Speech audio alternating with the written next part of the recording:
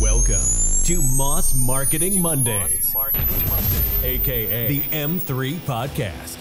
Brought to you by Moss Marketing Group, bringing you everything marketing every Monday. Stay tuned for marketing tips and tricks you can use today. The M3 Podcast, marketing knowledge to help you succeed. Let's get started. Welcome back to the M3 Podcast. Dre has already spilled beer on him before we even started, so starting this one off good. Kicking it off right.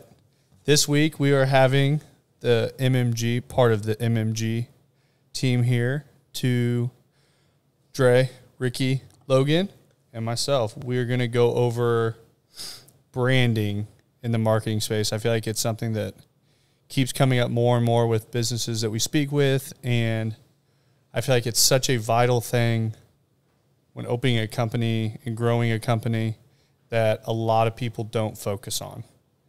And I want to talk about that today and get everyone's thoughts and everyone listening kind of putting that in the forefront of their head. Yeah. Excited Great to talk feedback, about it. Guys. Branding's huge. It is. I think the one thing that sticks with me is one of the Alex Hormozy quotes. It's something along the lines of the bigger the plane you're trying to get into the air, the longer the runway you need. And that entails the amount of branding work you need to do to build a big company and to get it off the ground.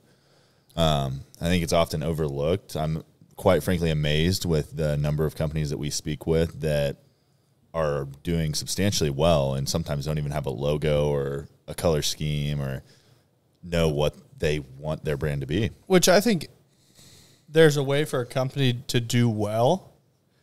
A company's not going to go sky high, really. Granted, there are outliers in this space, but majority of the time, branding has to be factored in there somewhere.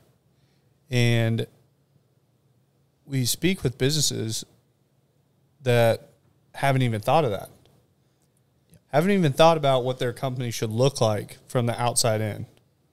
And that's just something that, like, I've been thinking about a lot, like, day over day, and people we keep speaking with. It's just something I had kind of the forefront of my head, and today I'd been going through the day, and I was like, I really want to talk about branding, and I feel like there's so much that goes into it that most people don't understand goes into it.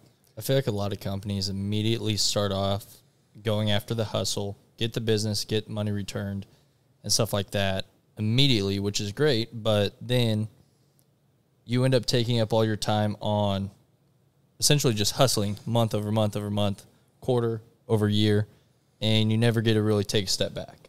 And that branding side allows you to take a step back, focus on other needs of the company.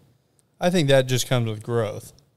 But I think so many people, branding is a broad term. I want to go around to each one of you guys, what you think branding means to a company. We can start with you, Logan. So I think for me, branding is consumer recognition, and that can be different things depending on the industry that you're in. So for me, if you think about like brands of beer, Busch Light has branded themselves very differently from like Stella, say. Like when you hear certain phrases or see certain colors or logos or images, even so much of like the consumer persona that comes along with Busch Light, you know the brand. Yeah, and that to me is like you go to the store and take that recognition. You could take that Busch Light off of that, the letters, and go to a store, and almost anybody that drinks beer would be able to go in there and pick out. You could pick out which one is Bud Light, which one's Busch Light, which one's Coors Light, without the words even on them.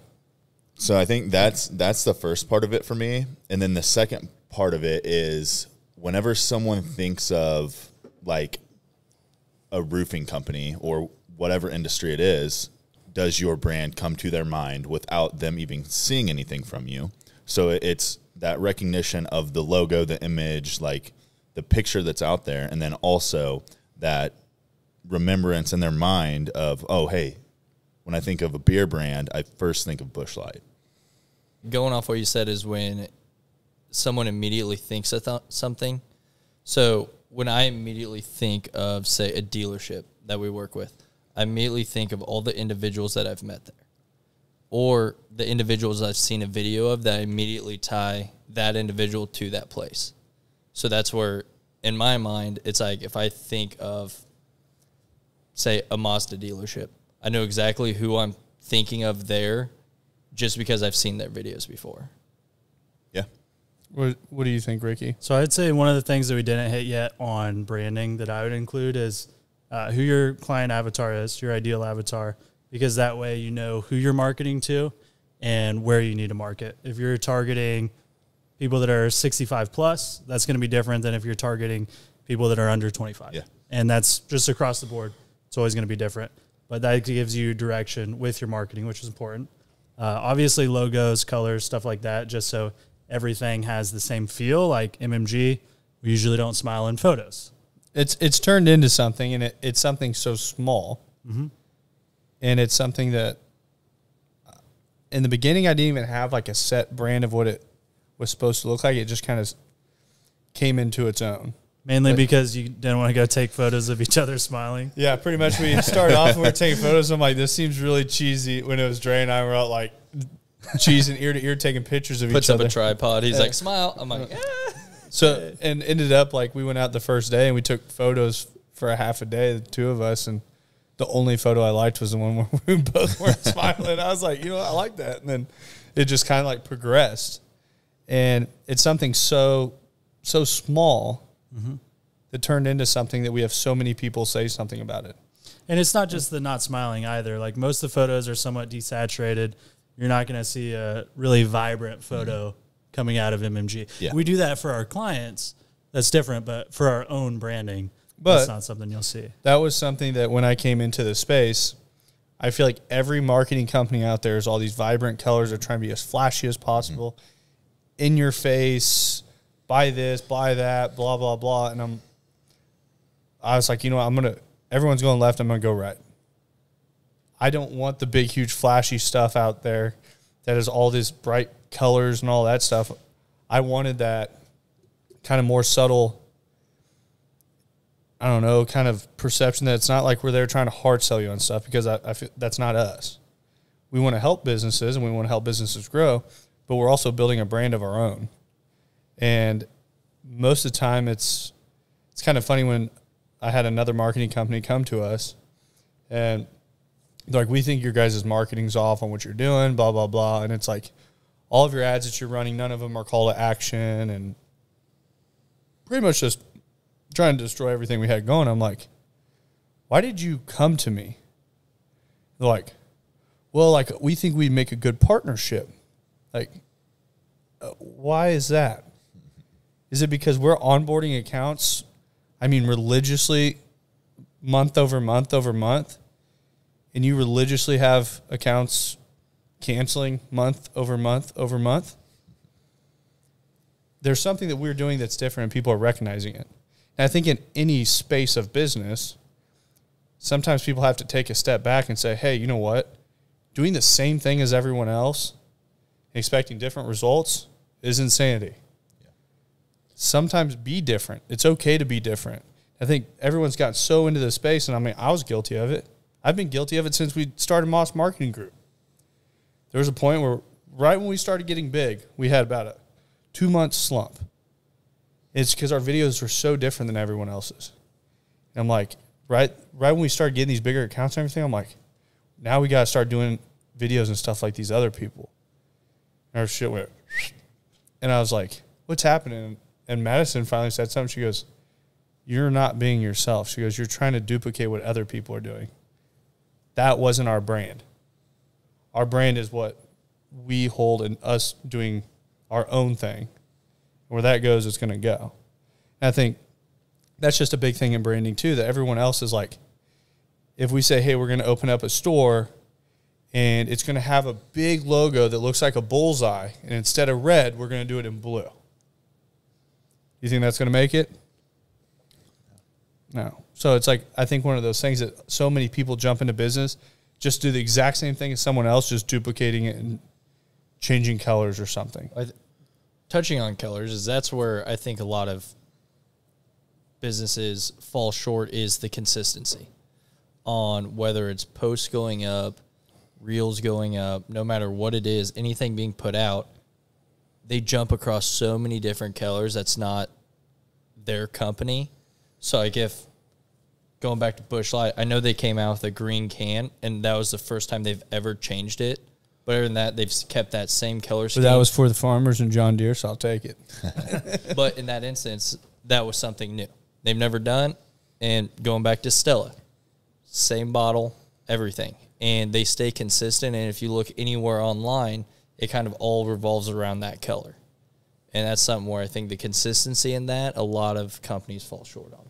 And I think that that's something that whether you're trying to build a brand for a company or you're trying to build a brand for yourself, just pick what you want that to be, put some time into that, and then be consistent with it and do it over and over again. And then also pass the litmus test of if you're going to post something, just ask yourself, is this on brand? Is this off brand? If you've never established what your brand is, that's going to be a lot more difficult, obviously. Yeah. But And I think a lot of people get caught up in this too, they listen to these gurus out there that, okay, we listen to a guru that pays $70,000 a month in content creation and has a full content team that's working on posting this stuff month over month, and they have a brand image that they're going after, all these things. And then they're sitting there telling you, you need to post 4 or 5 times a day. Any content's good content. Post, post, post. And then you have somebody that's like posting the most random shit day over day, and you're like, you should be able to look at someone's page and like, marketing is a hard space. Certain business models, people don't want to see that stuff all the time. I understand that the majority of people don't want to see examples of Facebook ads every day or Google ads, or we do get to show off content, which is what leads, that's a portion of our company that we probably highlight the most. But if you are, I feel like real estate agents get into this where all they do is just blow houses up all the time. And then people start unfollowing them. Like, you have to have that real person there still, but you have to have it to where somebody should look at your page and still understand you're a real estate agent. Yeah. And it's like what you all say that all of the content out there is just noise. You know, there's good noise, bad noise. If you once you decide what that brand is and what you want to be known for, it's not always about posting, 4 times a day. It can be once a day or once every other day. But if it's something that's really quality and that your followers are really going to want to see, they're going to start to recognize that pattern because it's not just sporadic and it's not just random, and they're going to start to look forward to that. So like if you start posting a real estate tip or a marketing tip every, day or every other day, and I really start to enjoy that content, whenever I get on social media on my phone, I'm going to start to look forward to seeing that. And if I don't see it, I'm even probably going to go to the extent of looking your account up to see if it was posted that day. I would say it definitely also depends on what your market is. Like real estate, for example, your customer might be your customer in 2 or 3 years. They're not buying a house right now. Yeah. And it's staying in front of those people, but I also feel that certain spaces people get too into themselves. And I feel like the fitness space is probably the most guilty of it, that it turns into this ego. I don't even know call Ricky out right here on the podcast. Hey, I'm no longer in the fitness space. No, I don't even know. And I'm not saying in a bad way. And I don't want it to come across that way. But sometimes people try to create a business model off of it. They don't execute the business model correctly because they get too into content of themselves. Mm-hmm. And it's one of those things that content of yourself, yeah, it's great and all. Like it helps build confidence, all these other things, which you need that. But it's also, there's people like, there's girls that I see on Instagram that run very, very successful training platforms that when you get there, 100% that they do training and it's all mixed in together, but you know what they do. Then there's other people like, I've really been trying to get this training thing off the ground. I just don't know why. And you go look at their Instagram, their Facebook, all these platforms, and I'm like, it pretty much just looks like a photo gallery of yourself. Like you have no earthly idea that you even train a human being. You post it once on your story every 3 weeks. Yeah. And then you don't know why it doesn't work. But it's some of those things that you always have to be capable of taking a step back and looking in. And I do it probably once a week on looking at our business as a whole from perception of outside in. Are we the best at relaying our message 100% of the time? No. There's no one that you're going to talk to that can ever answer that correct and say yes. There's always work that needs to be done on those things. There's always work that needs to be done on that forefront to relay your message better. And realistically, I haven't figured out the perfect way to relay the ad side of things that people want to see. That's a very tough space. Probably why no marketing company really even markets themselves. But we talk about it all the time. It's hilarious how marketing companies come into someone, they're like, I'm going to grow your following. We're going to do all this stuff. I know I have 43 followers, but I know we know what we're doing. We just don't need the following. That's why we don't do it. We don't need it. Like we can. We do it don't for want you, to be but popular. We can't do it, but we can do it for you. Yeah. Like that's like a trainer coming up to you that's 450 pounds, never seen a gym a day in their life, and they're like, you know what? I'm gonna have you a 6-pack in 2 months. I'm like, yeah, okay. Like it's just one of those things that I think that's a big flaw in our space. And there's flaws like that across all spaces. And the other thing is, like, we want to appeal to business owners so that we can help them grow.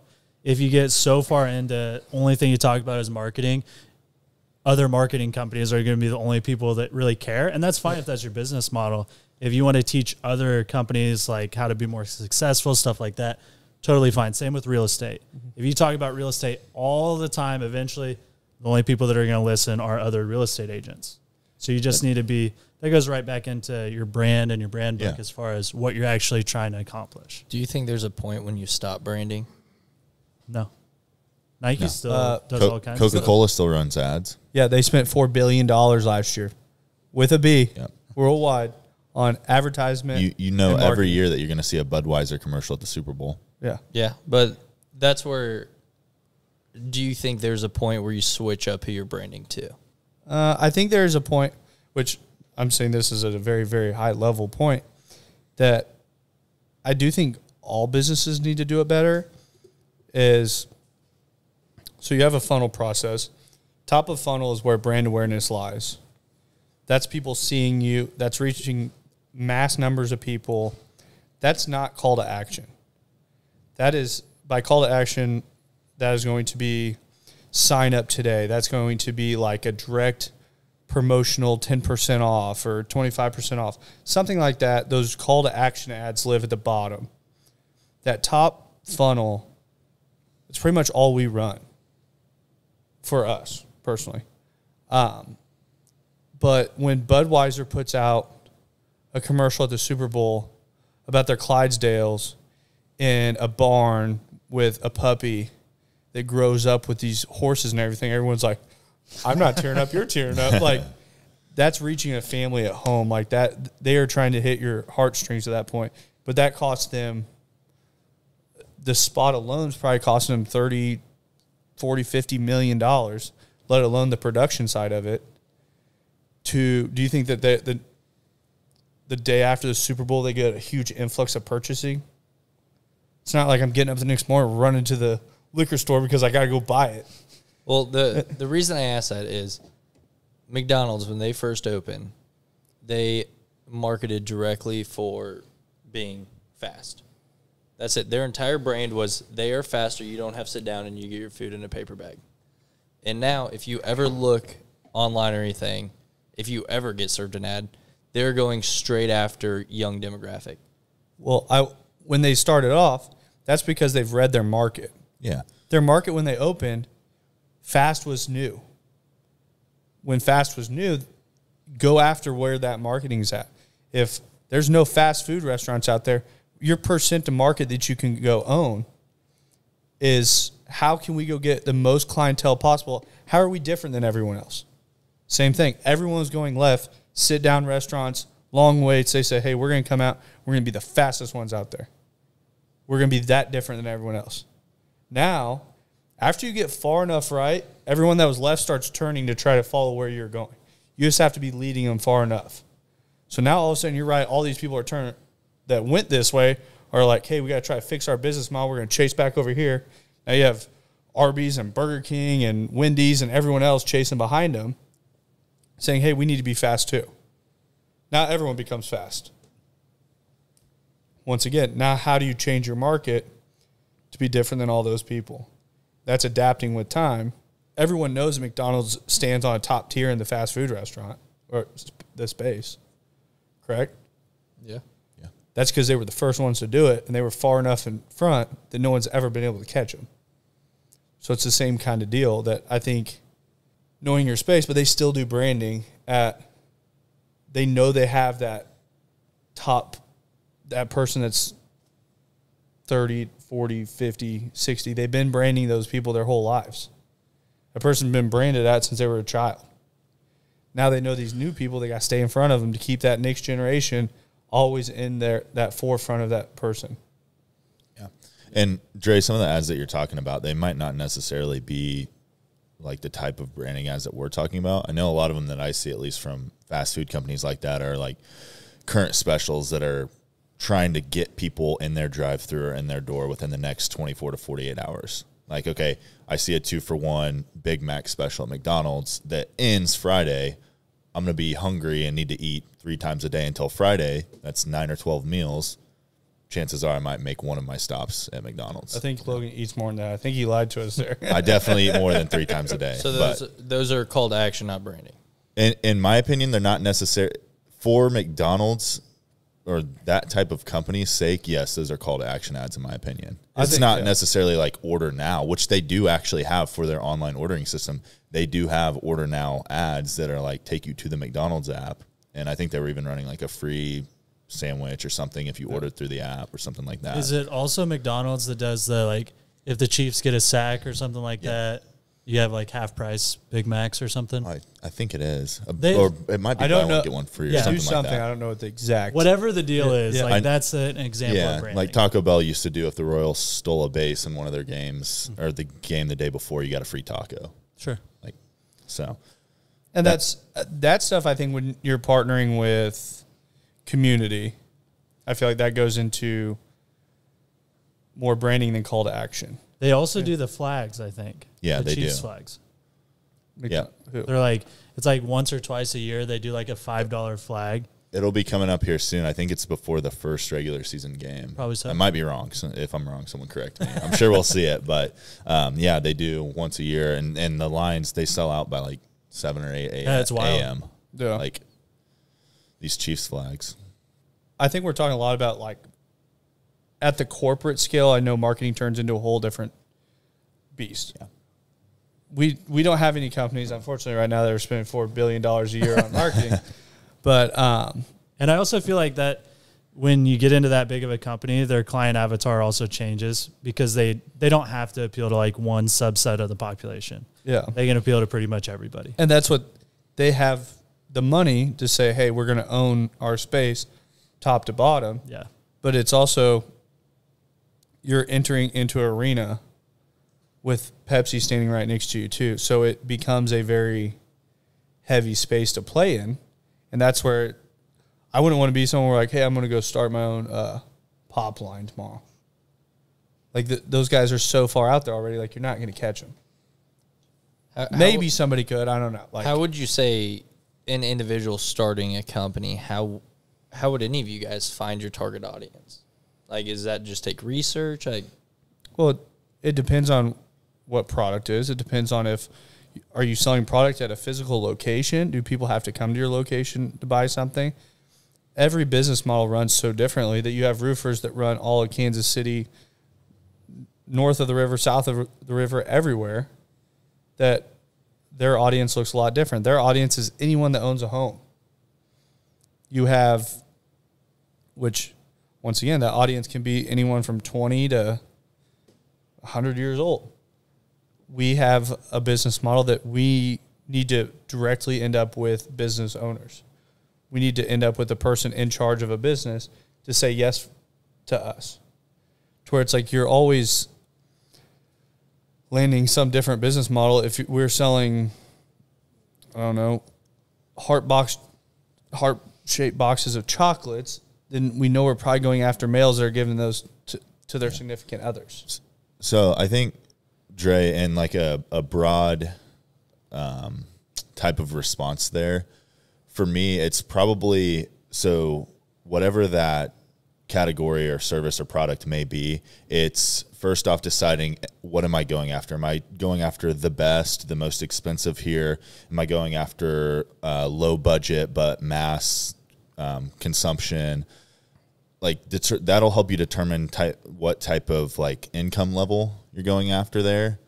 And then I think age-wise, that's just based off of the type of product that you're selling or who's going to benefit most from the product. That's a very difficult question to answer without having a specific there. But I think when you start to niche down a little bit based off of age, income level, demographic, like what is this person typically like, I think that's probably the first step, is trying to figure out those like top level things. And then you'll start to figure out, okay, this type of person, this age group really likes this product, and then you can go after it. So it's not necessarily knowing 100% of that before you start. That's going to, kind of adapt as you go along. So with that adapting, when should I start branding in there? So if I don't really understand who I'm targeting, where I'm going after yet, when should I start branding to go after that specific demographic? You should figure out branding, I think, from the very beginning. I do too. I think so many people, and I'll reference back to David Moore that was on the podcast in the very beginning when we first started the podcast. And he went to college in Boston, moves to Miami, comes back here. He comes from a space that is high dollar companies, things like that, but they had all their marketing outlined for the first 2 years before the day they even opened, before they even had a product. They were already paying for content creation. They were already paying for all this stuff. Like, the failure is not an option to those guys when they open something. They have the brand image outlined. They have meeting after meeting after meeting outlining what exactly this is supposed to look like before it ever hits market. The Midwest is the only place in the country that you're going to go that somebody is going to go find brick and mortar and rent a space and throw a bunch of shit in there, or go buy a van and throw a bunch of shit in there, and then open up and I'm a company, and then just sit there and wait. Why don't I have business? What's happening? I just don't get it. I have like 500 Facebook friends. I thought I'd be packed. I put one post out saying that I now do X, Y, and Z. And it's like the craziest shit, because it only happens in the Midwest. If you went down to Miami and thought you're going to just go, I don't even really know Miami that well, but say you go to you go to the coast, you go to Texas, you go anywhere, and you're like, hey, I'm going to go to the highly populated area and just pop open a store. I will bet money, and I will bet anyone money, that they don't make it more than 2-3 months. Whatever their set amount of money is they have when they open, to keep those doors open till they go under. Yeah, and I think those are two very big demographics of business owners too. So you have obviously like the David type of people who are very well educated in business and everything it takes to open a business. Those are the type of people that are also seeking investors and have that, seed fund. Which they do. They have like their scale is very large. But like I talked to David before I even opened Moss Marketing Group, and I was putting together marketing plans of how I was going to acquire business, all this stuff, before I ever even put out that I started a marketing company. Did you make one post and get a bunch of business?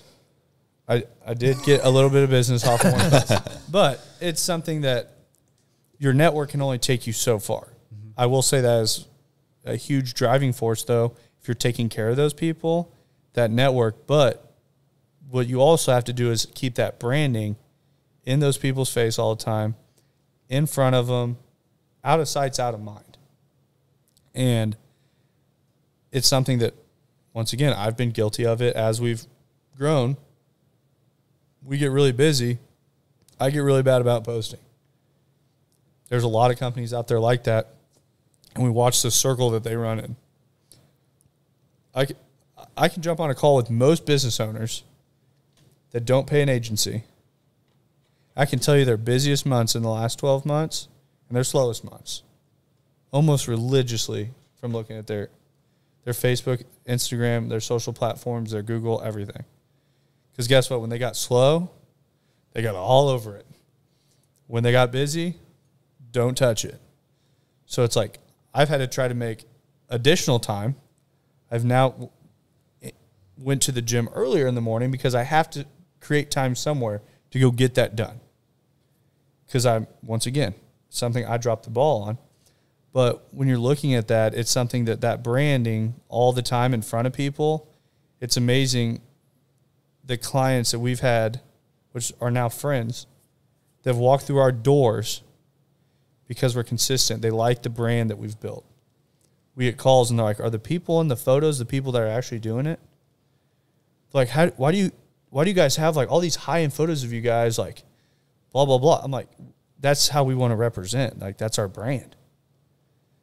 And I think that's just a lot of times, it's like if you have a website made, if I had a website made and I was like, you know what, just use a bunch of stock photos. Call somebody, don't know what I'm doing, just pay somebody to do it, and they kick it up. It's going to look like everything that everyone going left was doing. When you can put your hand on the content side, control your brand, our website looks nothing like any marketing website you're going to go to. And we get that from how many people that come in. Are we going to score every single person that looks at our website? No. But the people we do get off a website and do convert from Facebook, Instagram, looking at our stuff, they like it 100%, and they want us to help them do the same thing for their company. And the people that we didn't get will remember that our website was completely different. They remember it's different, but you're never going to satisfy 100% of people. And don't try to. And I think so many people think that, well, if I don't, I have to make everyone happy. I knew making the podcast, there's probably going to be people that watch it at some point. They're like, well, that kind of offended me or whatever, blah, blah, blah. At no point in time are we going to be able to make everyone happy. And after you accept that, business becomes a lot easier.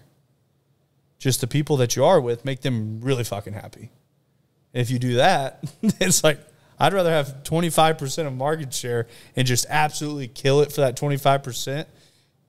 Other 75% can do what they want. They can be spread out. If we hold 25%, the other 100 marketing companies around can have the other 75%. And we can be the biggest one in the room, and we'll have the happiest clients that work with us. I would say one of the other things that goes into branding that we haven't covered yet is essentially what your company stands for, like from a moral standpoint. And this also goes into what you had said about Dane making that post, and he got some business off of it in the automotive industry. The reason that happened is because you were true to brand, the brand you have now. That's the same thing you were doing coming through the car business. Like, you always did the right thing by people. People knew they could trust you. And then when you made that post saying you're going into marketing, that's how they knew, oh, I can trust this guy. I know him. He's always been that way. Yeah. And I think that's self-branding. I think self-branding that's something you're doing 100% of the time. Mm-hmm. That's always doing what you're going to say that you're going to do. There's nothing worse than, like, we have the conversation with people all the time that they come in and they want to do 5,000 different things. And they say it all the time, but they don't execute any of it. And, like, I remember when I said we were going to start the podcast, I opened my mouth on something, and then it was like, I'm like, come next month, we're having a podcast. And this is on one of our earlier podcasts, talked about the same thing. But all of a sudden that weekend comes, and I'm like, I told everyone we're doing a podcast. So it's like I worked all weekend to build a podcast studio so we had something come Monday. But it's just one of those things that when you do that all the time and you keep those promises to everyone else that you make and you keep those promises to yourself, it makes it to where people will trust you. If I tell you that I'm going to do something, I always do it. And then you meet Logan, you're like, hey, if he tells you he's going to do something, he's going to do it. And then when you surround yourself with those people, I don't know how many companies I worked with. I mean, not just in marketing and all kinds of stuff that came up at the dealership and sold us on something. It did absolutely nothing of what they said. I will lose money by actually doing what we said we were going to do.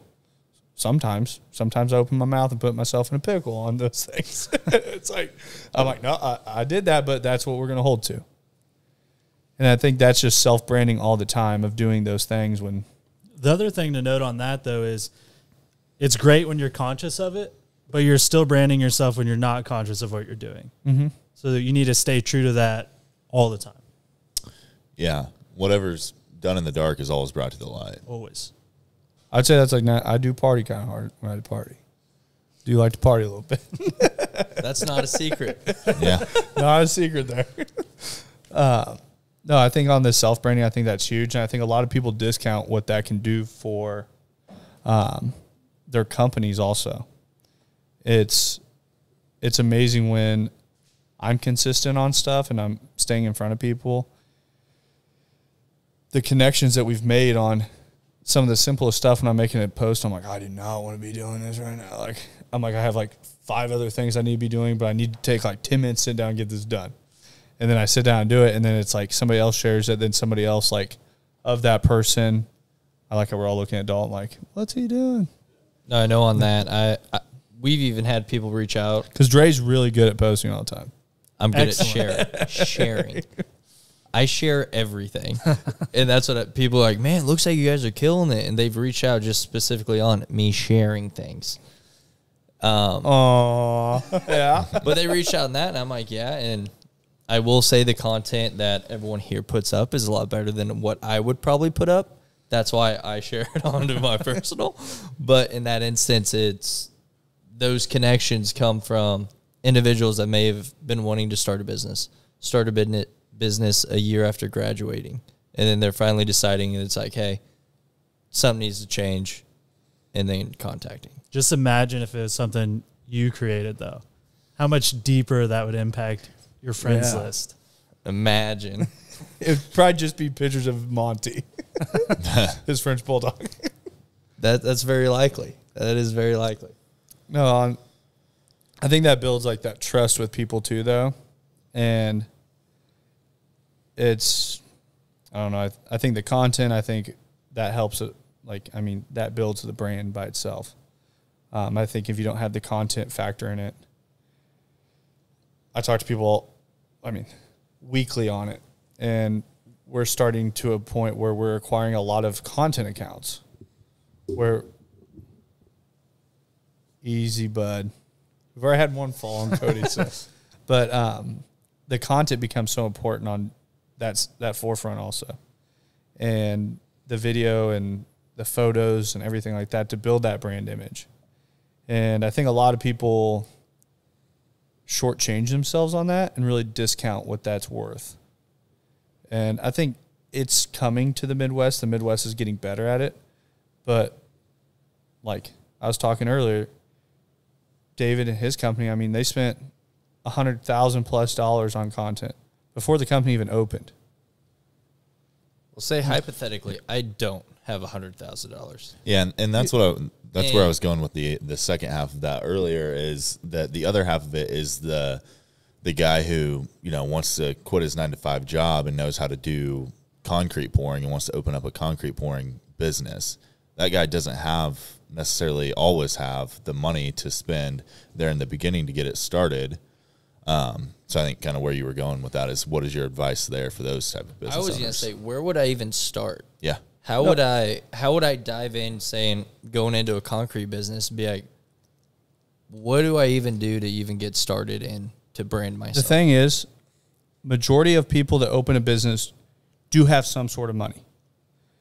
But I think so many people go open a business and they think like, hey, I'm super brave. I have this all, like, I took the step. I believed in myself. And then they don't do anything after that.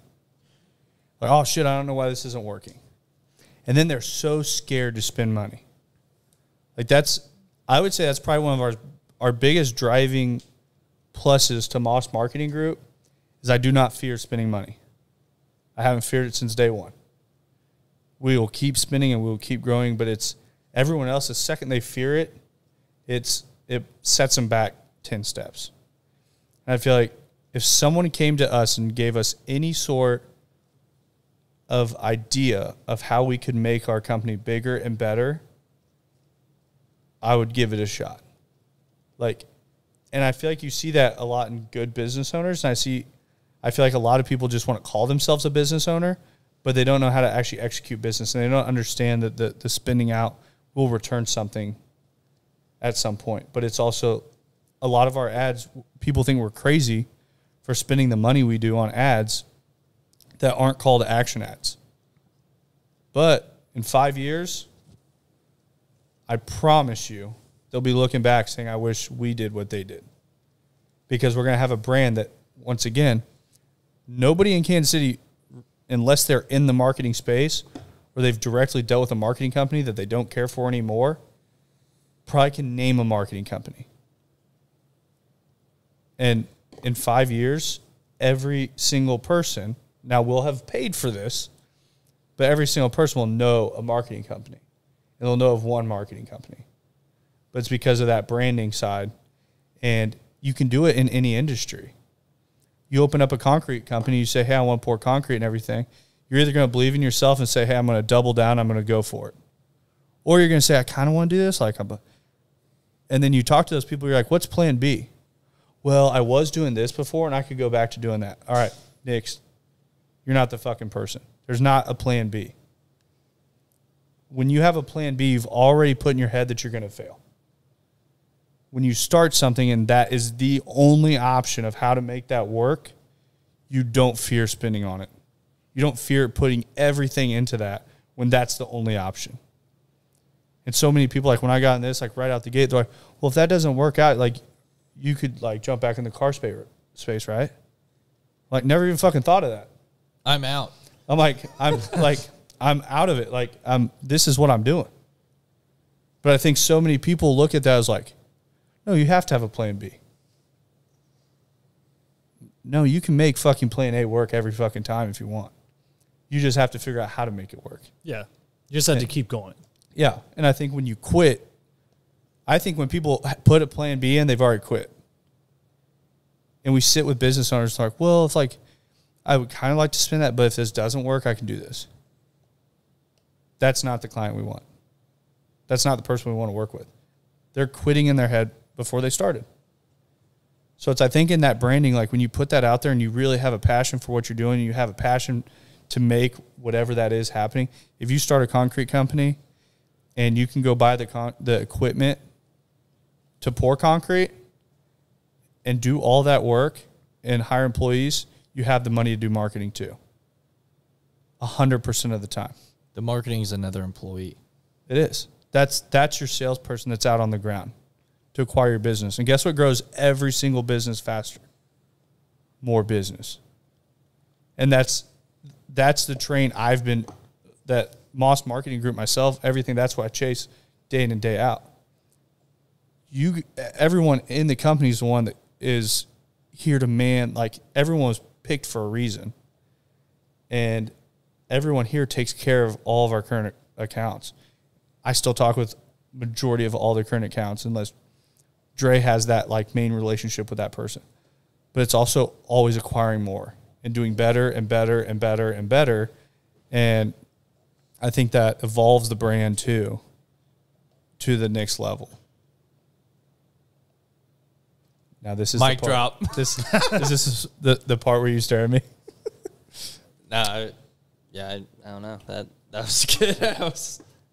But I just think that that's very much that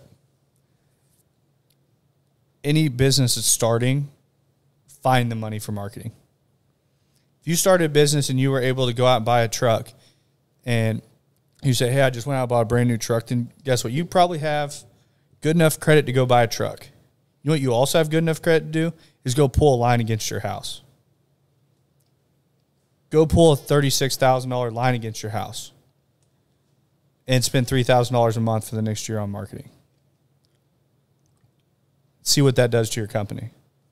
In 12 months, you're going to be 5 years further than you would be if you didn't do it. And it's like, I don't know. I do not live in fear. I live as like, I could die driving home tonight. But guess what? I've gave 200% of what I'm going to do to this. And you can ask Dre, my whole life I've done 200% in my personal life and business and whatever I'm going to do.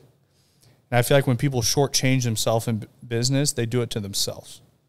They create that failure themselves. And they don't want to build a brand. They don't want to be in front of the camera all the time. Once again, like I was uncomfortable starting the podcast. But you have to get into that uncomfortable space to find true success.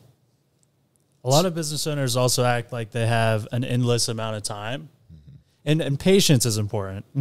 Things aren't going to happen overnight, but you need to act a lot more aggressively. Yeah.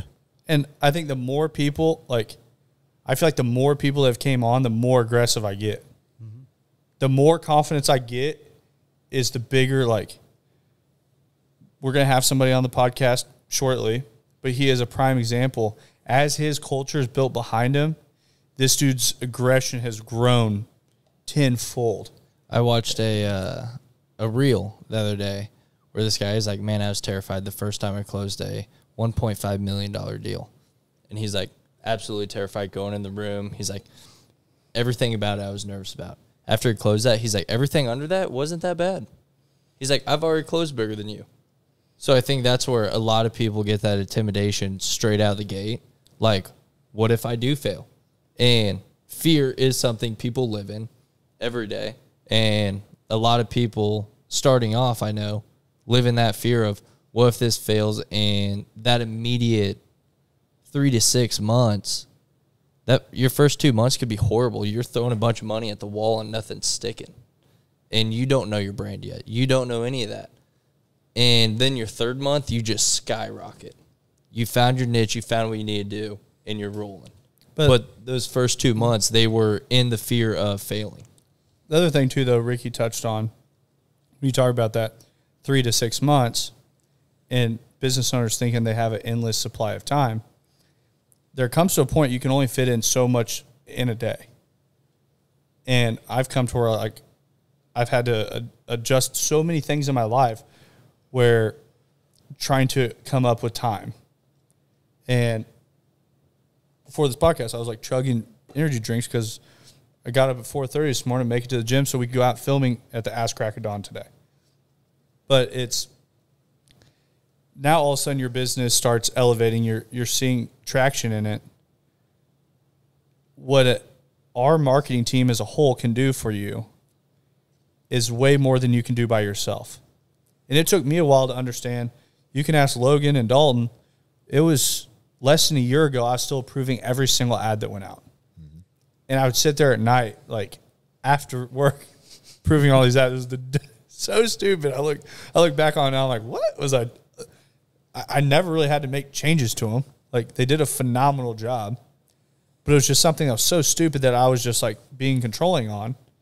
And I've had an issue with that. It's something that I've worked on a lot, but it's now I look at with 8 of us, what it took me 12 months to do, 8 of us should be able to do in.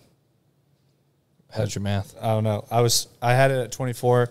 24 would be 3 months, so a month and a half. Yeah. So we should be able to do it 12 months and a month and a half. And it's when you start looking at that and then you multiplying people. But a lot of times people think that you multiply people, then the business just shows up. You multiply marketing with it. You multiply the branding aspect with it. When you start multiplying all those things, that's how you build a company. So many people want to multiply one thing in a company and thinks it affects everything. We can go hire 12 more people tomorrow. Do you think Moss Marketing Group would change overnight with 12 more people here? Yeah. I do think it would help. Yeah, it would help man the work, but where's the work going to come from? I thought we're hiring 12 more salespeople. No, I'm saying you can hire salespeople, but also look at sales conversions of people selling marketing. It's pretty hard. Pretty hard to get those conversions. How much of our work comes from referrals? Comes from that network that we've built. Comes from what we've done for other clients. What we're seeing is that snowball effect is happening so much quicker. When we go sit down with people, they're like, yeah, we've already done homework on you guys. We've already looked into Moss Marketing Group. We know X, Y, and Z of people that you already work with. We call and talk to them. After they already met with multiple other marketing companies. Yeah, and they're meeting with multiple companies, but it's when you're doing that, it's a brand image. It's a brand that has been built to that spot. It's not just a look. That's part of it. there's a brand network that's with it too. There's what that brand represents when someone calls and they say, hey, what do you think about this company? That's where that whole brand comes from, is that anybody, if I call Ricky or somebody calls company that reaches out to Ricky and they call XYZ that works with us and like, what do you think about these guys? And like, they were super professional when they came in, went over everything. Onboarding process was super easy. When they came out to do content, did A++ content. Communication's been phenomenal. Huge flaw in the marketing space. Communication is awful. That's this huge communication bridge that we're trying to fill right now. And once that, like, we're overcoming that, people, how many clients do we have that, like, your guys' communication is just way different than anything I've expected? Oh, yeah. The majority of them, I'd say. I'd say pretty much all of them. Like, that's something that's kind of unheard of in our space. I had somebody hit me up last night. I guess I could say who. Last night we were at Shooters filming a $300 Bloody Mary. They collabed with Sniper Blade Works. Really cool. It was a ton of fun. But I had shot some photos. Why is there. it $300? So there's an LPC knife inside of it. It's a $300 knife inside of it. Yes. Okay. Very cool. But we were doing content there, and it was like 11:45. I was about to go to bed. It was a late night. It's like this knife. Just like that came in my Bloody Mary. It's literally that. It's literally that this knife. knife. You know that's going to have to be blurred out. The what? That can't be on YouTube. Or can it? Yeah. Buddy has a knife YouTube channel. It's literally all he does. Come on, Dre. Yeah. I didn't know. So, anyways, it was like 11:45 at night. I set my alarm, and I got a message from Lance from Sniper Blade Works. He's like, "Hey, can you text me over one of those photos you took?" He wanted to share it on his page. And instead of just like waiting until the next day, I was like, "I'm right here at my phone. I'll just send it to him real quick." And it's little things like that that make a huge difference. Yeah. I feel like a short text on a weekend, and I feel like that's where a lot of people are like, hey, you message me at 5:07 on a Friday. I'll talk to you Monday. It's There's definitely a lot of people like that. yeah, and it's just shoot me a call. A 5-minute phone call can save an entire 3 weeks of headache. 100%. Well, it can be something so small. And we figured it out in the car space. So a lot of times when you didn't answer that person and thought you'd wait till Monday, ended up blowing up to a lot bigger problem that could have been resolved very easily before. And I don't know how many times I've had people call and like want to change a content day or something. They call me on a Saturday night and I answer. I'm like, hey, I'm having drinks with friends, blah, blah. And they're like, oh no, we don't have to go over this right now. I'm like, yeah, for sure. Like it takes a couple minutes. Like, yeah, I'd rather have a 2-minute phone call and text you all night. Like, yeah. Anybody watching this, if you need me, just give me a call. Like, if you're gonna call me, if you're gonna hit me up on the weekend, just call me. I'd much rather talk on the phone, have a quick conversation, get everything out that needs to be out, instead of trying to text all day to maybe still not get to an answer. And there's just, I don't know, I think that's when you take pride in what you do too. That I feel like everyone here, I feel like a lot of the companies we work with too, I feel like the partnerships that we've made, people truly care about the people that they're helping in whatever space it is. And I think that's why our partnerships work so well. Because when both parties are doing that, it makes the marketing side, I feel like, pretty easy for us. And when you believe in the companies that you work with.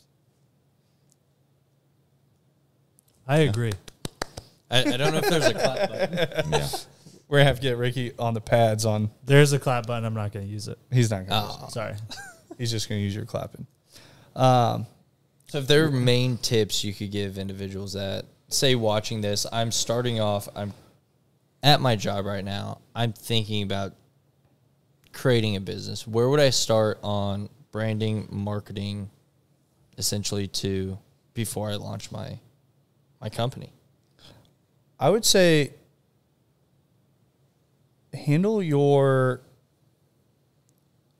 make sure your network around you knows.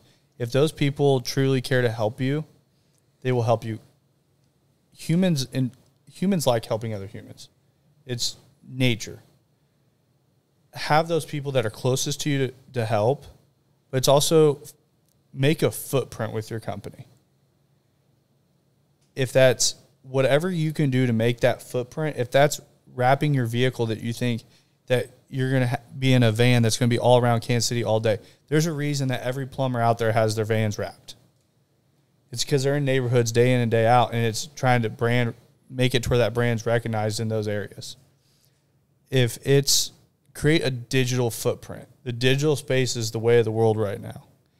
Have a website, have a Facebook, have a Twitter, have Instagram, have LinkedIn, have all these social platforms out there that are going to drive you up more on Google. Have a Google My Business, now ranking you on maps. Have all these different things to where if somebody is going to search you, if somebody searches us, we're going to own the whole entire first page of Google between all the different shit that is across all these different social platforms.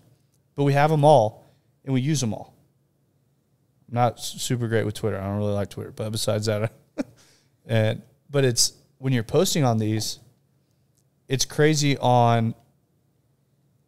I'm not phenomenal at using LinkedIn.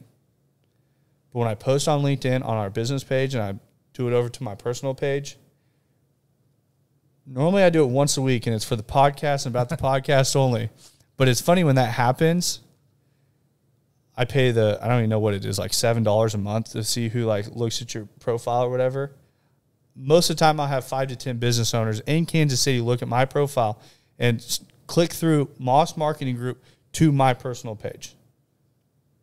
5 to 10 business owners a week off of our podcast. I'm not even talking about people listening that just ended up on my personal LinkedIn because I posted on there. That's making a digital footprint. Posting on Instagram, going through that stuff. I go through the people that view our stories all the time. Ends up some random people that like, I'm like, who is this? And I was like, you're seeing all these different companies that they're recognizing that stuff. They may not need marketing right now. They may not need marketing 6 months from now. They may be in a year contract, and they're waiting for it to end. But there's all these different things, and it's that to every business model. That in the car space, so many people are like, well, if I'm not getting that person right now, that person might not need a car right now. But if you start being in front of that person all the time, when they do come to buy a car, you should have been in front of them that whole entire time. That's when it pays off. And it's playing a longer game on the branding side. But when you play that long game, that's how success is built in these huge companies, is they don't open a company like, I'm not a millionaire by month 12 I'm out. They're playing a game saying, this is my 5-year goal, this is my 10-year, this is my 15. They're very lofty goals most of the time too, but they're planning for this huge success already before it ever happens. Because they already know if they can figure out the marketing side of it, they can figure out the branding side of it, they know the scalability is possible. Scalability comes with being able to spend money and being able to hire people and being able to produce product or scale product or whatever it is. And when you take all these things into factor, they know if they can figure out the process of how it works, scalability is just increasing that and putting more at that process. So I would say if you're a company that's starting, figure out what your process looks like, fine-tune your processes, make a digital footprint, and make it to where people see you. If there's eyes on you, you can sell anything. The people made, I don't know, where are those things that kids carry around with that pop in and out? Pop sockets? No, the deal that pop in and out. It's like a piece of rubber thing. They're called poppets? I don't know what they're called. I don't know what they're called. But people make the most random shit day in and day out and sell it and become millionaires. Some dude's a multimillionaire running around probably in a $1 million car that makes sponges with a smiley face on them. So anything's possible. He just figured out a process. He figured out something that people could use to clean spoons better and hit market with it. And then they go on to Shark Tank, not because they need money. They need help with the process and how to scale. And pretty much I feel like what all those sharks probably tell them right out the gate is we're going to spend a lot more money. That's why they have them on their side, because they have all the money in the pockets.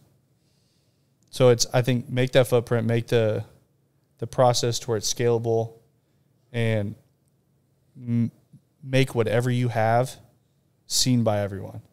And if everyone is seeing it, they're either going to like it or they're not. So if everyone's seeing it and they're not coming to you, then there's something wrong with the process, something wrong with the product, something like that. So what are your final thoughts? I thought it sounded amazing. That's what I was just trying to get your intake on. If I were a new individual wanting to tap into a market, how I'd do it. And that answered that quite well. I would say probably the easiest way to market right now is digitally. Probably fastest scalability-wise too. Through brand and direct conversion. I'm not even going to get into. I'm just saying broad. Agreed. Thoughts? 100%. I think the sum of it is just go all in. Yeah.